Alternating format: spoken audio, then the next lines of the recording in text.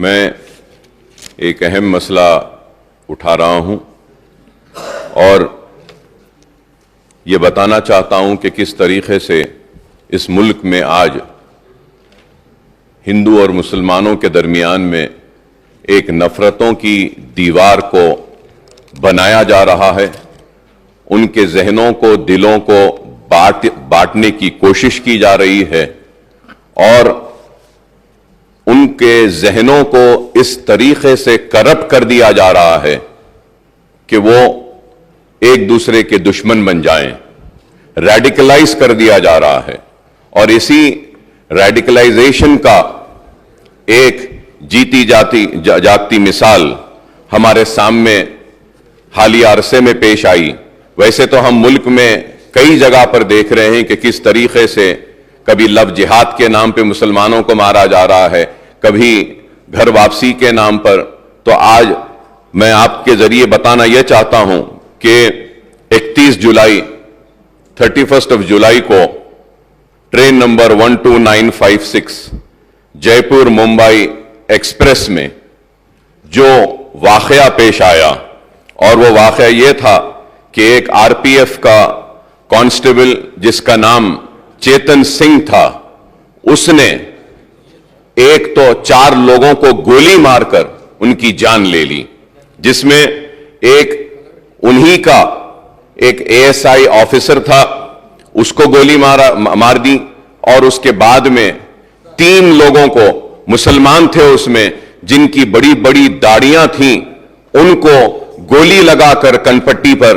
ایک بوگی سے دوسرے بوگی 3 بوگی آگے لے جاتا ہے اور لے جا کر ان کو گولیاں مارتا ہے، اور مارنے کے بعد یہ کہتا ہے کہ اس ملک میں رہنا ہے تو مودی اور یوگی کو ووٹ دینا پڑے گا۔ اور افسوس مودی اور یوگی کے ساتھ کہتا ہے کہ پھر ٹھاکرے کو ووٹ دینا ہے۔ تو مسلمانوں کے ساتھ اتنی نفرت کیوں؟ اور وہ لوگ جو آج نفرت کی بنیاد پر اقتدار کو حاصل کر رہے ہیں یا پھر آنے والے کل میں اقتدار کو حاصل کرنا چاہتے ہیں، یہ ملک کو تباہی و بربادی کی طرف لے جا رہے ہیں۔ اسپیکر صاحب، میں یہ کہنا چاہتا ہوں کہ ان 3 مسلمانوں میں ایک مسلمان شہر حیدرآباد سے تعلق رکھتا تھا، اور اس مسلمان کا نام تھا سیف الدین۔ وہ سیف الدین اجمیر کی درگاہ کو گیا تھا، وہاں پہ اس میں درگاہ میں زیارت کی، اور اپنے مالک ایک چھوٹے سے موبائل کی دکان میں کام کرتا ہے، اپنے مالک کے ساتھ اجمیر کو گیا، اور اس کا سیٹ، اس کا مالک اس کے ساتھ میں ہے، وہ غیر مسلم ہے۔ تو وہ پریشان ہو کر ان کی فیملی کو بولتا ہے کہ ہم بامبے پہنچ گئے ہیں، اتر گئے ہیں، لیکن یہ بچہ نہیں ہے۔ تو اس کے بعد جب آگے جا کر دیکھتے ہیں تو اس کو گولی مار دی گئی ہے، اور حد تو یہ ہے کہ ایک گولی ماری اور جب وہ نہیں مرتا ہے تو اور ایک گولی ماری گئی۔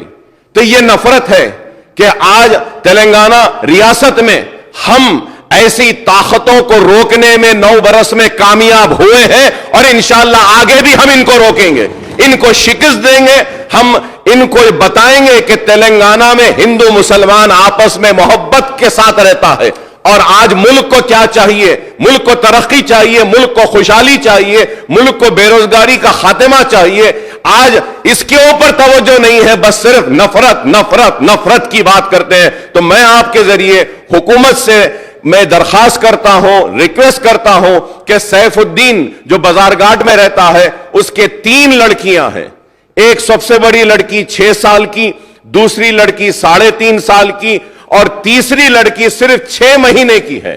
تو میں آپ کے ذریعے حکومت سے درخواست کروں گا کہ اس کی بیوی جو ہے، اس کی وائف انجم شاہین جو ہے، جو انٹرمیڈیٹ پاس ہے، اس کو ایک سرکاری نوکری اگر دیں گے آپ تو میں آپ کا ممنون و مشکور رہوں گا۔ اور اس کے ساتھ